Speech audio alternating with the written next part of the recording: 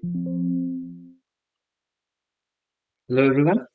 सो आज हम vector and 3D का जो है बेसिक कॉन्सेप्ट को डील करेंगे।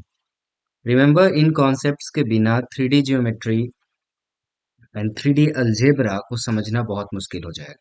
इसके लिए पहले हम लोग वेक्टर का जो बेसिक कॉन्सेप्ट है वो पढ़ेंगे। मैं आपको बता देना चाहता हूँ कि क्लास 11 में हमने ऑलरेडी वेक्टर पढ़ा हुआ है। फिजिक्स में भी पढ़ा है, मैथमेटिक्स में भी पढ़ा है। सो क्लास 12 में जो होगा ये वेक्टर हम लोग पढ़ेंगे for the application of 3D। इसीलिए एक साथ पढ़ रहे हैं हम लोग, ओके। सो वेक्टर में हमें जो मेन कॉन्सेप्ट जानना है वो होता है पोजीशन वेक्टर का, जो हमने पहले ही पढ़ा हुआ है। पोजीशन वेक्टर क्या है, वेक्टर क्या होता है, कितने टाइप के होते हैं, ये सारी बातें आपने क्लास 11 में पढ़ ली है। अगर नहीं पढ़ी है तो वो लेक्चर मेरा जो है उसको आप रेफरेंस ले सकते हो। आज हम पोजीशन वेक्टर के बारे में। सो पहले सबसे आसान चीज होता है टू डायमेंशन में किसी भी चीज को समझना, क्योंकि हमारा पढ़ाई जो है शुरू से ऐसा ही है। तो हमें पता है कि एक एक्स एक्सिस होता है, एक वाई एक्सिस होता है। यहाँ पर कोई आर्बिट्ररी अगर पॉइंट P है, इसका कोऑर्डिनेट x1 कॉमा y1 है, तो हम ओरिजिन से अगर एक वेक्टर ले टू पॉइंट P, अगर ये O है तो इसे हम इस पॉइंट P का पोजीशन वेक्टर R बोलेंगे। यहाँ पर R क्या है? R है पोजीशन वेक्टर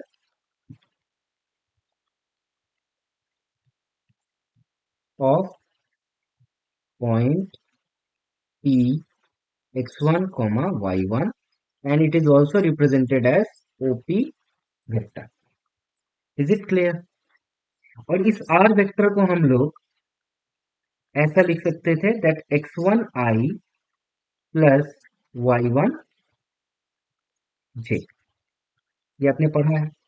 यहाँ पे x1 क्या होता था, इसका प्रोजेक्शन हम करते थे तो यहाँ पे x1 आता था, और y एक्सिस पे इसका प्रोजेक्शन करते थे तो यहाँ y1। क्या आपको बात समझ में आ गई?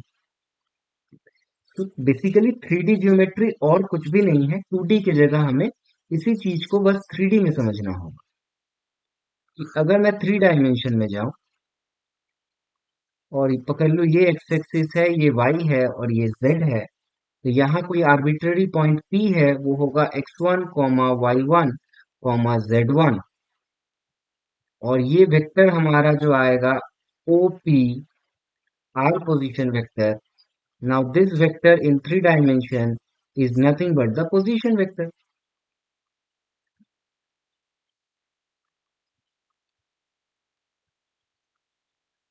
And now this time it is represented as x1i plus y1j plus z1k. That's all. तो 2 डायमेंशन में हमने पोजीशन वेक्टर समझा, 3 डायमेंशन में हमने पोजीशन वेक्टर समझा। अंतर कुछ भी नहीं है, यहाँ पे एक एक्स्ट्रा कोऑर्डिनेट रहता है। Is it clear? ना, इस पोजीशन वेक्टर में अगर मैग्नीट्यूड आपसे निकालने बोला जाता था तो वो भी समझ लो। हम लोग कैसे लिखते थे, आर का मैग्नीट्यूड कितना होगा और सिंपली ओपी का मैग्नीट्यूड कितना होगा, that will be root over of the x1 square plus y1 square. Similarly 3 dimension में अगर हम करेंगे तो हो जाएगा root over of x1 square plus y1 square plus z। ठीक है। अब इस पोजीशन वेक्टर का सबसे बड़ा एप्लीकेशन कहाँ है? इसका एप्लीकेशन है कि हम यहाँ से दो टर्म समझेंगे जो 3D में बार बार यूज होता है, जिसे हम कहते हैं direction ratio and direction cosine. तो डायरेक्शन कोसाइन क्या है एंड डायरेक्शन रेशियो क्या है?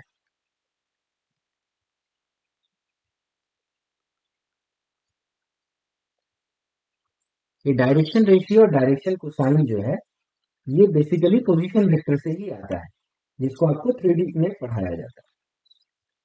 सो इसको समझाने के लिए मैं फिर से क्या करता हूँ, एक 3 डायमेंशनल कोऑर्डिनेट बनाता हूँ और यहाँ एक पोजीशन वेक्टर प्लेस करता हूँ।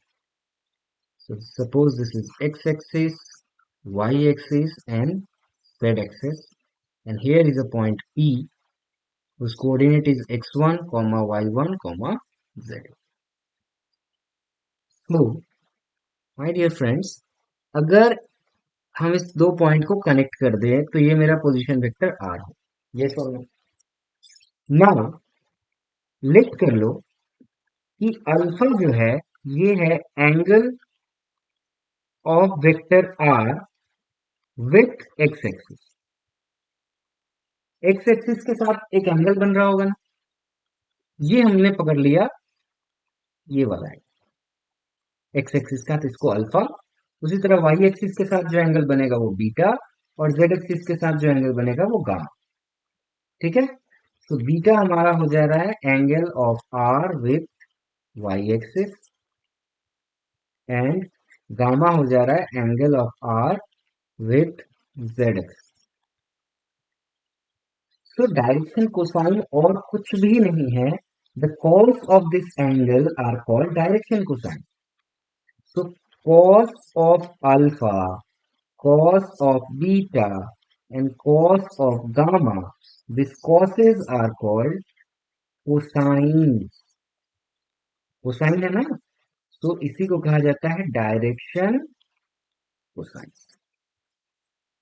अब हमें पता है some people have curly brown hair turn permanently black, so some people have curly brown hair।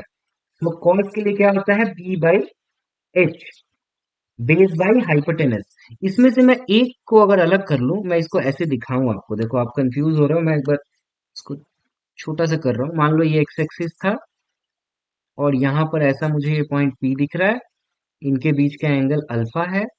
तो मैं इसको अगर यहाँ ज्वाइन कर दूंगा तो ये राइट एंगल ट्राइंगल बन जाएगा, ये मेरा हाइपोटेनस हो जाएगा, ये बेस हो जाएगा। तो इस बेस का डिस्टेंस x1 होगा, अगर इसका कोऑर्डिनेट x1 y1 z1 है। Is it okay? और इसका हाइपोटेनस कितना होगा, इसका हाइपोटेनस होगा ओपी इटसेल्फ। तो मैं अगर कॉस का पूछूंगा कि what do you mean by the value of cos alpha, so you strictly mention cos alpha is nothing but x1, और सिंपली यहाँ पे x कोऑर्डिनेट पे जहां पे भी आ रहा है x1 divided by vector r का मैग्नीट्यूड। यस और नो? सिंपली इसे ऐसे लिखा जाता है x1/r। सिमिलरली इसे हम लोग बोल सकते हैं y1/r, और इसे हम लोग बोल सकते हैं z1/r। Agree?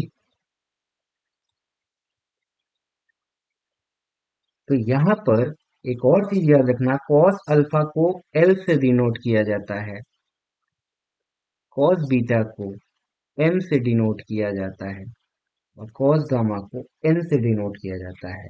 This l m n are called direction cosines.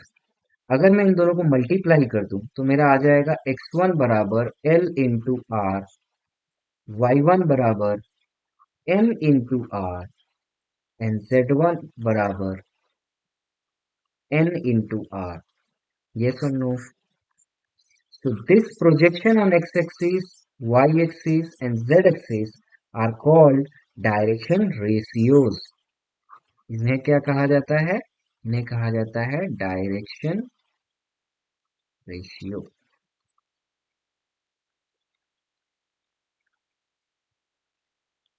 क्या मेरी बात समझ में आ गई? डायरेक्शन रेशियो क्या होता है और डायरेक्शन कोसाइन क्या होता है? क्लियर हुआ?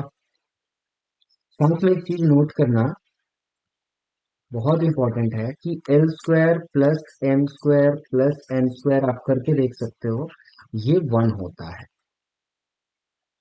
ठीक है, इसको आप चाहो तो प्रीवियस स्लाइड से सारा वैल्यू अगर सब्स्टिट्यूट करोगे आपको मिल जाएगा। एल के जगह आप क्या बिठा सकते हो, x1 square by r square, m square की जगह y1 square by r square, और z1 square by r square LHS. यहाँ पे r square, x1 square, y1 square, z1 square, और r का वैल्यू अभी हमने देखा था, मैग्नीट्यूड कितना निकलता था r का, उसको अगर हम यहाँ सब्स्टिट्यूट कर दे, ये हो जाएगा x1 square, y1 square, z1 square, और r का वैल्यू होता था root over of x1 square plus y1 square plus z1 square. तो ये कट के 1 आ जाएगा, विच इज आर एच। तो ये प्रॉपर्टी बहुत यूज किया जाता है, याद रखना। दूसरा प्रॉपर्टी जो होता है डायरेक्शन रेशियोज का, वो ये बताता है कि डायरेक्शन रेशियो को एबीसी से डिनोट करते हैं।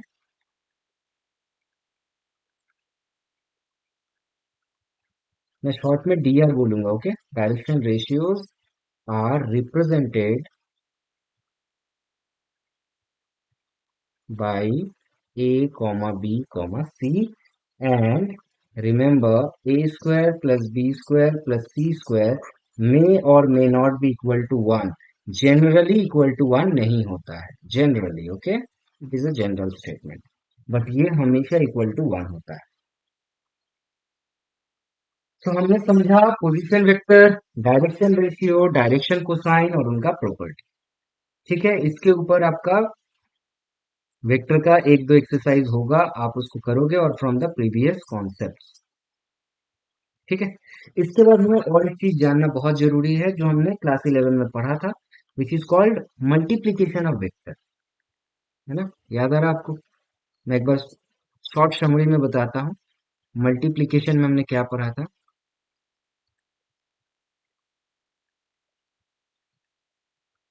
हमने पढ़ा था कि दो तरह के मल्टीप्लीकेशन होते हैं। एक को हम कहते हैं स्केलर मल्टीप्लीकेशन, एक को हम कहते हैं वेक्टर मल्टीप्लीकेशन।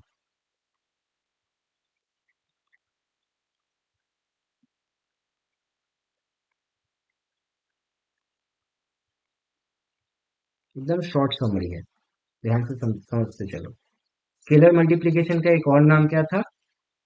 Dot product. और वेक्टर मल्टीप्लिकेशन का एक और नाम क्या था? Cross product. इसको हम लोग कैसे फॉर्मूला लिखते थे? इसको लिखते थे a dot b vector is equal to their magnitude into cos of the angle between them. और इसे हम लोग लिखते थे a cross b is magnitude of a and b into sine of the angle between them and the unit vector in the direction of a cross b. और यहाँ n का जो डायरेक्शन होता था is perpendicular to both a and b. A और B vector से दोनों से परपेंडिकुलर होता था, और इसको निकालने का डायरेक्शन होता था राइट हैंड थंब रूल।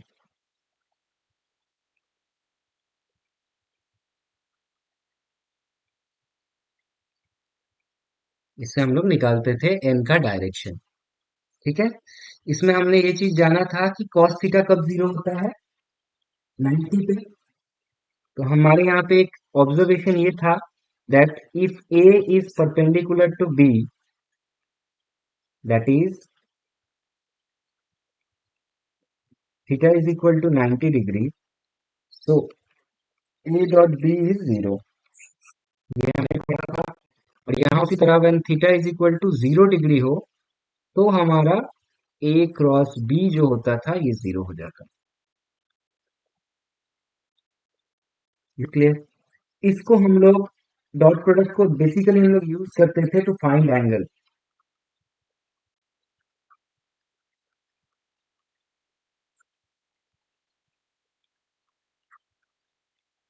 ए और बी के बीच में अगर एंगल निकालने बोले तो आप डॉट प्रोडक्ट यूज करना, ना कि क्रॉस प्रोडक्ट, क्योंकि क्रॉस प्रोडक्ट में डायरेक्शन वेक्टर भी लगा रहता है, इसीलिए उसको यूज नहीं करते, एंगल फाइंड आउट करते हैं। ये कुछ बेसिक चीजें हमने पढ़ी थी ना, तो इन चीजों को आप रिवाइज अगर नहीं करोगे तो फिर मुश्किल है। ठीक है, क्योंकि हमें 3D जब हम करेंगे तो हमारा ये कॉन्सेप्ट एकदम 100% क्लियर होना चाहिए, इसके बिना हम काम नहीं कर सकते।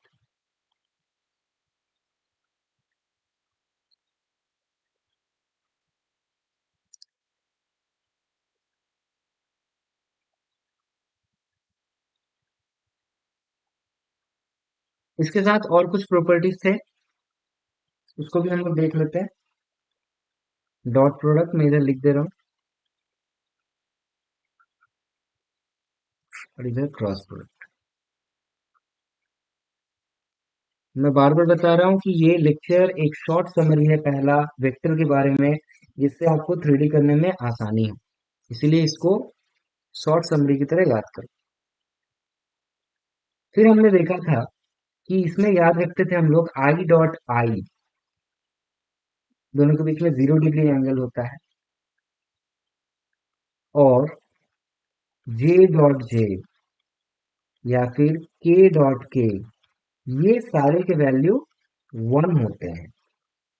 जबकि अगर कोई दूसरा के साथ मल्टीप्लाई हो जाए, जैसे आई डॉट जे हो जाए तो 0 हो जाएगा, या जे डॉट के हो जाए तो ये 0 हो जाएगा, या के डॉट आई हो जाए तो ये 0 हो जाएगा।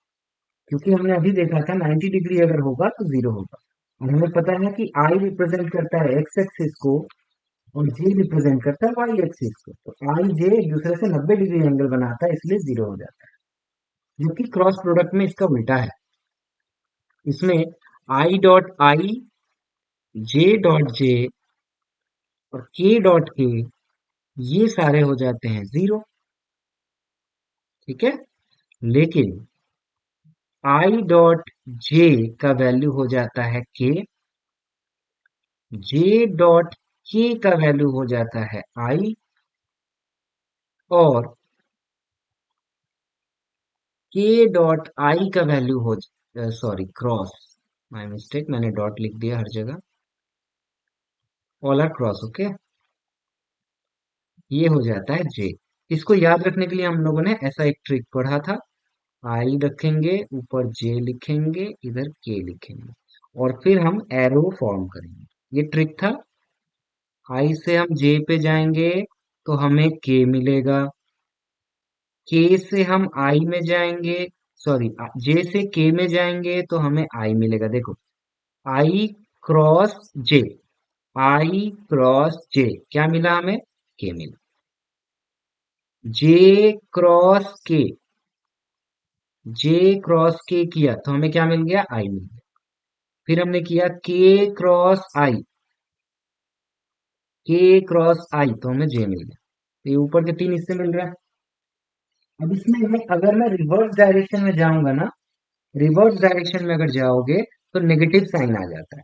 जैसे कि अगर मैं जे क्रॉस आई जाऊं, ऐसा लिख दो, जे क्रॉस आई, जे क्रॉस आई उल्टा गए तो तुम्हें माइनस के मिलेगा, जे क्रॉस आई करोगे तो माइनस के मिलेगा। उसी तरह आई क्रॉस के, देखो हमने उल्टा किया, आई क्रॉस के करेंगे तो हमें माइनस जे मिलेगा। उसी तरह के क्रॉस जे अगर हम करेंगे तो हमें माइनस आई मिलेगा। तो ऊपर वाले में अगर पोजीशन हम चेंज करते हैं तो साइन बदल जाता है। तो ये कुछ इंपॉर्टेंट ऑब्जर्वेशंस थे जो हमें याद रखने चाहिए। साथ ही साथ क्रॉस प्रोडक्ट निकालने के लिए हमें मैट्रिक्स मेथड यूज करते थे। तो मैट्रिक्स मेथड इसके लिए यूज करते हैं, जहां पे हम आई, जे और के को लिखते हैं, फिर यहाँ a b, a one b one c one, a two b two c two. अगर हम दो वेक्टर को मल्टीप्लाई कर रहे हैं, जैसे कि पहला वेक्टर था, वेक्टर 1 था हमारा a one i plus b one j plus c one k, और दूसरा वेक्टर था a two i plus b two j plus c two k. तो b one cross b two वो हम इस वेक्टर फॉर्म से निकालते हैं। क्रॉस प्रोडक्ट के लिए सबसे आसान तरीका है matrix method to find out. लेकिन डॉट प्रोडक्ट आसानी से बस आई और आई को मल्टीप्लाई करने से, जे और जे को मल्टीप्लाई करने से मिल जाता है। ठीक है।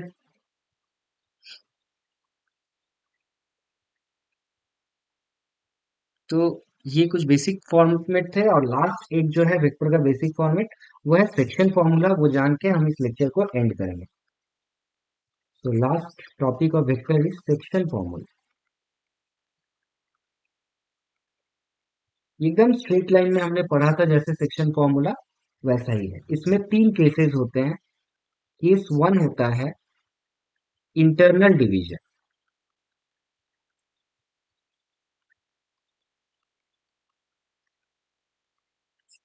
ये इंटरनल डिवीजन का मतलब क्या है समझते हैं, चलो। मान लो वो एक पॉइंट है, यहां से दो पोजीशन वेक्टर है, कुछ ऐसा। एक पोजीशन वेक्टर है ए, दूसरा है बी। ये पॉइंट ए पी पे जा रहा है, और बी वेक्टर जो है वो क्यू पॉइंट पे जा रहा है। ये पॉइंट क्यू है, ये पॉइंट पी। अब अगर मैं P और Q को मिला दूं तो एक वेक्टर बनेगा, ये सर नो। P और Q को हमने मिला दिया, मान लो PQ एक वेक्टर है, so this is my PQ vector.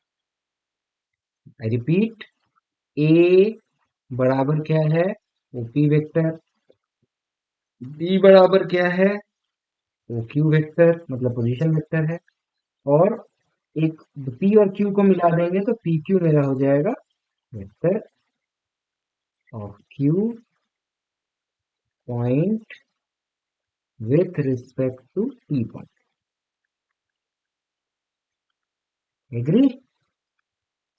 अब सपोज करो कि एक वेक्टर O से निकल रहा है और इस PQ वेक्टर को टच कर रहा है एट पॉइंट R पॉइंट पे इसको टच कर रहा है, और टच करने के बाद इधर का सेक्शन का रेशियो हो जाएगा M और इधर का सेक्शन का रेशियो हो जाएगा N। M इंटू N का रेशियो में डिवाइड कर दे रहा है। अगर ऐसा हो तो हमें ये R का पोजीशन वेक्टर निकालना होता है। ये है फॉर्मूला, और इसका वैल्यू होता है, R का पोजीशन वेक्टर होता है M। हमेशा याद रखना, M इधर है तो इसके उल्टे तरफ का वेक्टर ले लो। ट्रिक यही है, ऑपोजिट साइड का सेक्शन के साथ ऑपोजिट साइड वाले वेक्टर को लो, तो M into b N into a divided by M plus N। हमने स्ट्रेट लाइन में भी ऐसा ही पढ़ा था। तो R is nothing but OR vector and this is the formula। ठीक है, इसको कहते हैं इंटरनल डिवीजन। इसका प्रूफ आप देख सकते हो बुक में, बहुत सिंपल है, ट्राई करना खुद से।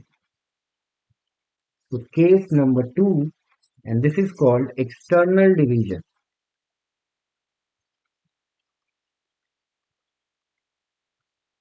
now again,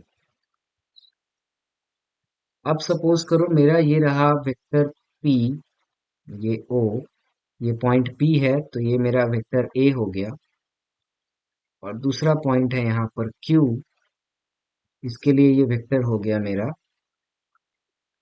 B, और P और Q को मैंने मिला दिया तो PQ एक वेक्टर मुझे मिल गया। ठीक है, अब सपोज करो एक लाइन है R जो कि इसको अगर मैं एक्सटेंड कर देता थोड़ी दूर तक, तो ये स्ट्रेट लाइन उसी पे जाके मिलता यहाँ पर। ठीक है ना, ऐसे नहीं टेढ़ा बेका करने से नहीं होगा, स्ट्रेट लाइन पे होना चाहिए। So r is in collinear with vector PQ।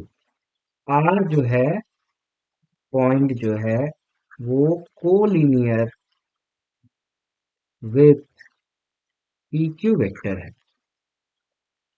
और मैं बोल सकता हूं कि R जो है is divide PQ line externally at R। तो इसको रेशियो कैसे लिया जाता है याद रखना, ये बहुत इंपॉर्टेंट है, बच्चे कंफ्यूज हो जाते हैं। पूरा टोटल यहां से लेकर यहां तक को पहले वाला जो डिवीजन है ये बड़ा वाला M हो जाता है, और जो छोटा पोर्शन यहाँ एक्सटेंड किया था हमने ये N हो जाता है। तो यहाँ पर ये OR वेक्टर जो है, या R वेक्टर हम लोग सिंपली कहते हैं, ये हो जाता है बड़ा वाला सेक्शन इनटू उसके अपोजिट में है B माइनस छोटा वाला section into A by M minus N। So this is the formula for external division। Is it okay? So scalar product, vector product and sectional form. एक और चीज जान लेते हैं थोड़ा सा, जब हम पढ़ रहे हैं तो इसको थोड़ा डिटेल में जाते हैं, which is called projection of a vector. ये भी हमने पढ़ा था।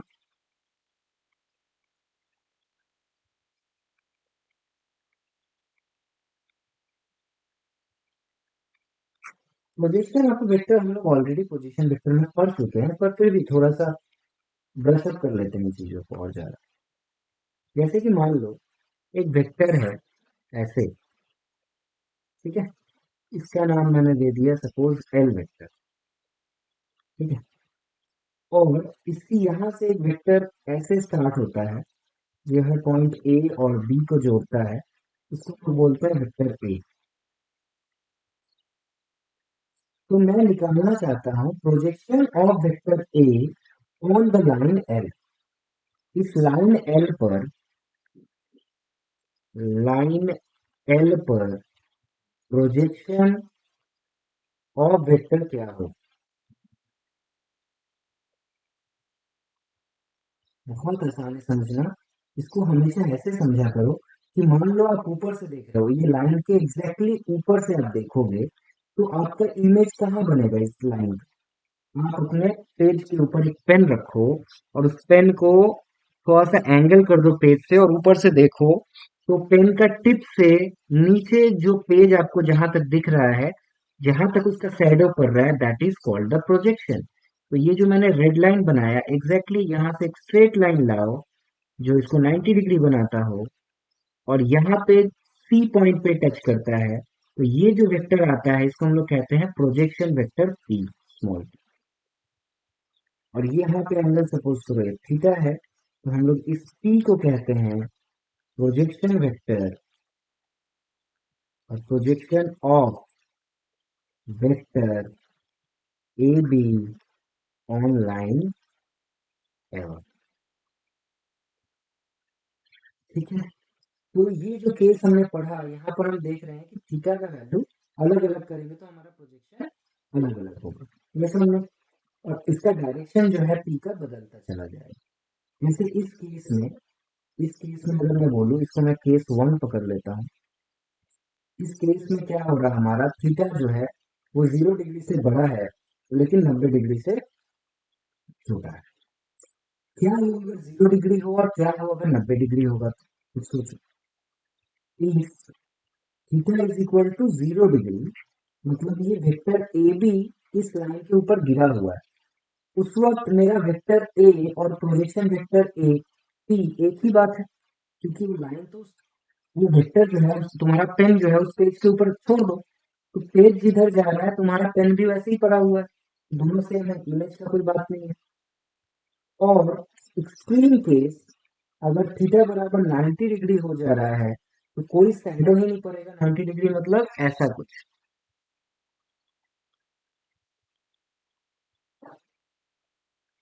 है ना। तो कोई शैडो ही नहीं पड़ रहा, तो इसका प्रोजेक्शन क्या हो जाएगा, जीरो हो जाएगा उसमें। Projection vector zero. अब मान लो केस दूसरा हम लोग पकड़ते हैं। अगर इसको हम लोग ले लेते हैं 90 से लेकर 180 डिग्री के अंदर, तो कैसा दिखेगा। केस टू ले लो। अगर मैं थीटा को 90 से बड़ा 90 से बड़ा पकड़ लूं और 180 डिग्री से छोटा पकड़ लूं, तो कैसा दिखेगा मुझे। Let's see. ये रहा लाइन, और इस बार मेरा वेक्टर इधर चला गया है। ये है पॉइंट ए, ये है पॉइंट बी, ये वेक्टर ए है, ये लाइन एल है। तो इस बार जो मेरा इमेज गिर रहा है वो इधर गिर रहा है, जिसकी वजह से जो मेरा वेक्टर बनेगा वो उसका डायरेक्शन इधर हो जाएगा, और ये एंगल थीटा इधर। क्या मुझे बात समझ में आई। तो देखो, वेक्टर पी का डायरेक्शन बदल गया।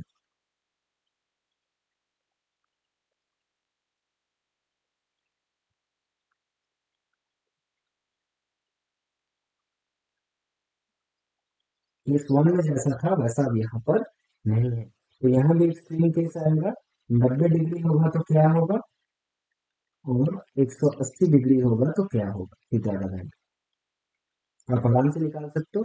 सिमिलरली आप और फिगर्स बनाना, मैं होमवर्क दे दे रहा हूँ। केस थ्री बनाना। अगर थीटा जो है 180 से बड़ा हो बट 270 से कम हो, तो कौन से क्वाड्रेंट में कैसा पी का डायरेक्शन होगा।